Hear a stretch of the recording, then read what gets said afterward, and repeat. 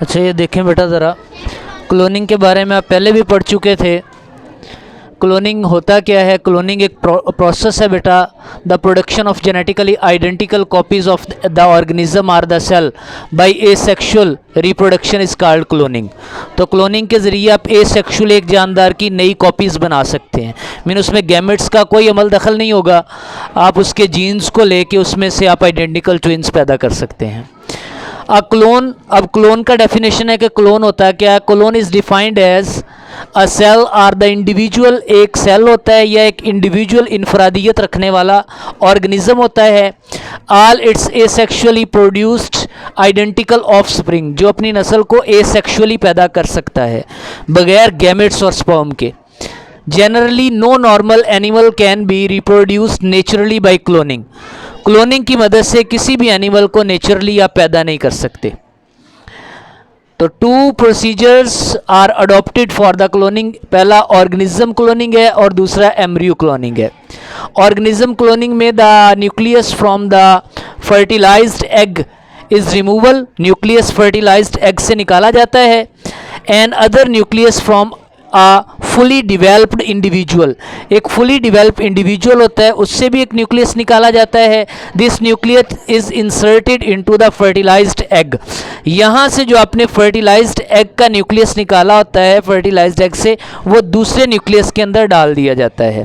फिर the Altered zygote, यहाँ से जो बनने वाला जाइगोट है वो अल्टर हो जाता है, चेंज हो जाता है, क्योंकि उसके अंदर अपना न्यूक्लियस जो है उसकी बजाय दूसरे का न्यूक्लियस ऐड कर दिया गया है। इज इम्प्लांटेड इन सूटेबल वॉर्म, उसे फिर फीमेल की वॉर्म के अंदर यानी बच्चादानी के अंदर रख दिया जाता है। It complete its development there, ये वहाँ पर अपनी डेवलपमेंट को कंप्लीट करता है और उससे एम्ब्रियो बन जाता है। एम्ब्रियो क्लोनिंग में क्या होता है? It is an other type of the cloning. In this case there is division of the single embryo, जो सिंगल एम्ब्रियो होता है इसकी डिवीजन होती है into the two or the more separate embryo, एक या दो अलग एम्ब्रियोज के अंदर। Each embryo develop into the new identical twins या क्लोन, उससे हर जो एम्ब्रियो होता है वो नए क्लोन में नमो पा जाता है। Same process produce identical twin, ऐसे ही तरीके से जुड़वां बच्चे पैदा किए जाते हैं। या जुड़वां, जो आपने एक डॉली का एक्सपेरिमेंट देखा था, उसने वो क्लोन किया था डॉली को, ठीक है, मैट्रिक में आप पढ़ चुके हैं। इसकी इंपॉर्टेंस क्या है कि इंपॉर्टेंस में कमर्शियली वैल्यूएबल एनिमल्स जो हैं वो पैदा किए जा सकते हैं। नंबर 2 पे ये कोशिश की जा रही है कि क्लोन से ह्यूमन को पैदा कर लिया जाए, यानी इंसान को क्लोन के ज़रिए पैदा कर लिया जाए, कोशिशें की जा रही हैं। देखें पैदा होता है कि नहीं होता, कुछ साइंसदानों तहकीक की है, कोशिश कर रहे हैं, लेकिन हुकूमत ने इस पर बैन लगाया हुआ है, ठीक है, क्योंकि इससे नुकसान हो सकता है। मेरे जैसे 4 बंदे फिर रहे हों, उनमें से पता कौन चलेगा सर कौन से हैं, ठीक हो गया।